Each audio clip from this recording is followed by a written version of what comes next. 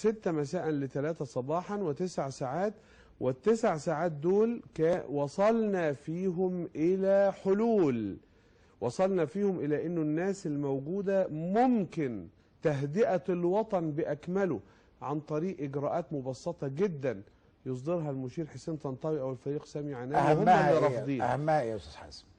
ما هي شوف حضرتك عشان يبقى الكلام واضح كمسؤولية عن البلد، احنا دلوقتي أمام 3 فئات أو 3 اعتبارات في الموقف. قدامنا الناس اللي في ميدان التحرير، دول ناس سخنين جدا، شافوا الدم، شافوا الأشلاء، شافوا البهدلة، الغاز، شافوا. وقدامنا جمهور الشعب المصري اللي يتمنى ان الامور تهدى وان البلد ما تولعش، وانا واحد منهم، لانه اي مسؤوليه عن اي قدر من الشعور بالمسؤوليه عن بلد يقول انه لازم على اي حال البلد تهدأ، ما ينفعش تبقى بهذه الصوره. وعندنا الجانب الثالث اللي هو قدر هذا الوطن، اللي هو مستقبله، اللي هو انه تتسلم السلطه لسلطه منتخبه. لما تيجي تحب تدرس مظبوط كشخص مسؤول عن بلد، وتحب تشوف يا مسؤولين عن البلد النهارده، وتحب تشوف، لازم تواجه العناصر دي مظبوط، مش تلعب بعيد عنها. ما تقوليش احنا هنشيل عصام شرف ونجيب كمال الجنزوري ولا ايه، لا الوزاره والكلام ده اهلا وسهلا، انا مش متضايق، بس ده مش الخط الرئيسي. انما الخط الرئيسي ايه بقى؟ اعالجه. اولا احنا هذا الشعب صار المشكله اصبحت في شخص المشير حسين طنطاوي وفي شخص الفريق سامي عنان، في شخصهم الاثنين، انه اصبح بين هؤلاء وبين الشعب المصري دم. طب يعني لا ما انا اكمل، انا هسال بس في الحته اللي حضرتك قلتها، يعني قالوا نشيل عصام شرف ونحط كمال الجنزوري، طب لو يشيلوا عصام شرف ويحطوا حازم صلاح ابو اسماعيل، ألم تهدأ الامور؟ ولا لها لازمه، هي يعملوا، انا مش متضايق من ده مش صلب الموضوع، ده لعب في الهامش.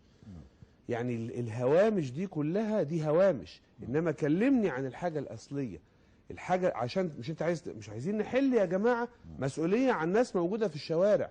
هو انت حضرتك متصور ان الناس اللي في الشوارع دي يقدر اي انسان ينزل دلوقتي يقول لهم روحوا وهم شايفين انا ما اقدرش اقول لهم روحوا، مستحيل، ولا ارضى على كرامتي اني اقول لواحده ست بتصرخ لان ابنها قتل قدامها ما اقدرش اقول لها روحي. احنا بنكلم امهات واباء، اقول له ازاي وانا اخشى على نفسي انه يبتليني ربنا في ابني ويبتلي اي حد في ابنه، يقول للناس العقوا دماء ابنائكم وروحوا، ازاي؟ لازم تحل. عشان كده بقول مشكله هذه الدماء سهله يقدروا يحلوها بانه، وانا ذكرت هذا الكلام بمجرد صدور بيان المشير طنطاوي، قلت لهم انه المسألة بسيطة جدا.